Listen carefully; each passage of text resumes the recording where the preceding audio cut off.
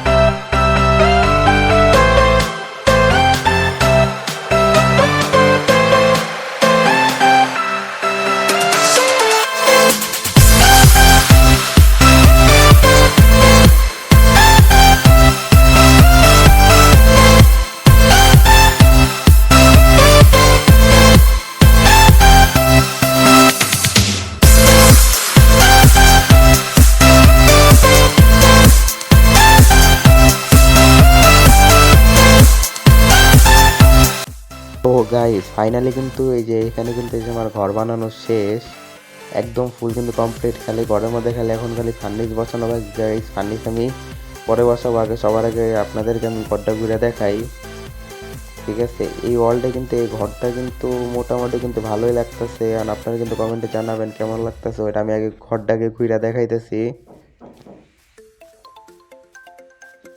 এই যে দেখেন এই যে পিছন দিয়ে কিন্তু এমন লাগতেছে ঠিক আছে, এই জায়গাটা আমার কেমন যেন এটা লাগতেছে, যে মনে হইতেছে যে মানে ভিলেজারের ঘর আইনা উপরে উপরে দিয়ে বসাই দিছি খালি। তো যেটাই হোক, এই যে চারো সাইডে যে ঘুরে দেখালাম। অ্যান্ড গাইস আপনারা কিন্তু কমেন্টে জানাবেন যে ঘরটা কেমন হয়েছে ঠিক আছে। এই যে দেখেন এই যে সব কিছুই কিন্তু কমপ্লিট ভিতরে, অ্যান্ড খালি গাইস খালি ফার্নিশটা বসানো বাকি। তো গাইস ভিডিওটা আজকে এই পর্যন্তই, দেখা হবে নেক্সট ভিডিওতে। Good bye. ঘরটা কেমন হয়েছে সেটা অবশ্যই কমেন্টে জানাবেন, লাইক এবং সাবস্ক্রাইব করবেন। Good bye.